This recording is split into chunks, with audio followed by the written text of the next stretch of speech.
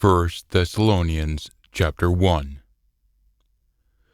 This is from Saul, Silas, and Timothy, to the Thessalonian group of called ones, who are in union with Almighty the Father, and the Master Jesus, the Anointed One. May favor and peace be yours from Almighty our Father, and the Master Jesus, the Anointed One. We are always thanking Almighty about all of you, while we are making mention of you in our prayers, continually remembering without ceasing your work that comes from faith, your labor that comes from love, and your endurance that comes from the hope that you have in our Master Jesus, the Anointed One, in front of our Almighty and Father. For we are aware, brothers and sisters, dearly loved by Almighty, that Almighty has chosen you, for the good message that we brought didn't come to you only in word, but also with power, and with the pure spirit, and with much assurance, just as you are aware of what we were like among you on your behalf. Now you became imitators of us and of the Master, because you accepted the word in the middle of much oppression, with a joy that came from the pure spirit, so that you have become representations to all the believers in Macedonia, or North Greece, and Achaia, South Greece. For the word of the Master has been echoed out from you, not only in Macedonia and Achaia, but in every place where your faith in Almighty has gone, so that we have no need to speak anything about it to people. For they themselves are continually reporting to us about what kind of entrance we have had to you, and how you turned back to Almighty from idols to be continually slaving for the living and true Almighty, and to be continually waiting for His Son from the heavens, whom He has awakened from among the dead, Jesus, the one who is going to rescue us from the coming anger and sentence to destruction.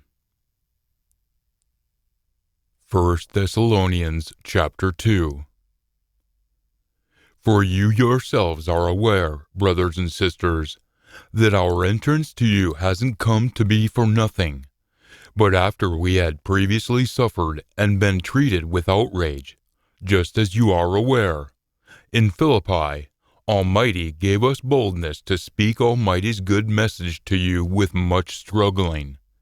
For our encouragement isn't based on deception, uncleanliness, or fraud. Rather, just as we have been approved by Almighty to be entrusted with the good message, this is how we are continually speaking, not to please humans, but Almighty, who is continually proving our hearts. For never at any time did we use flattering or insincere speech, just as you are aware, or pretense because of greed. Almighty is our witness, and we never sought esteem from humans, either from you or from others, while we could have been a burden as the Anointed One's dispatched envoys.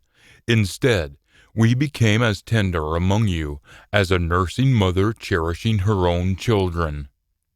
Since we were very attached to you in this way, we were delighted to share with you not only Almighty's good message, but also our own sentient beings, because you came to be our dearly loved ones. For you must be continually remembering, brothers and sisters, our labor and tiring effort, how we were continually working night and day, in order not to be a burden to any of you, while we proclaimed Almighty's good message to you. You are witnesses, and so is Almighty, how unadulteratingly, justly, and blamelessly we became to you believers. For you are aware how, as a father would with his own children, we were continually encouraging, comforting, and testifying to each one of you to be continually walking in a manner that is worthy of Almighty, who is calling you into His own kingdom and esteem. Now for this reason we also are continually thanking Almighty without ceasing, that when you accepted Almighty's word that you heard from us, you didn't receive it as the word of humans, but just as it truly is, Almighty's word, which is also continually operating in you believers. For you too, brothers and sisters, became imitators of Almighty's groups of called ones in Judea that are in union with the Anointed One Jesus. For you too have suffered from your own countrymen the same things that they have from the Jews, who killed the Master Jesus as well as the prophets, and banished us. They continue to displease Almighty, and are contrary to all humans, by continually trying to prevent us from speaking to the pagans, so that they might be saved from destruction, with the result that they always fill up their wrongdoings to the limit.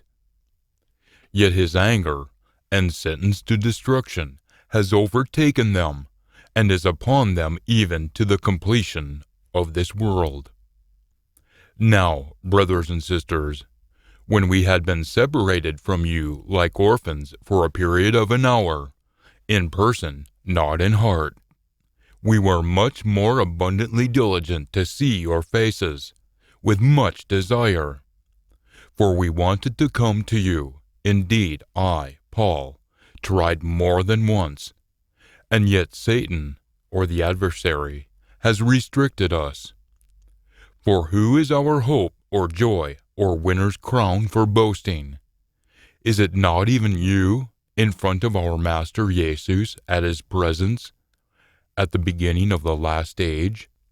For you are our esteem and joy.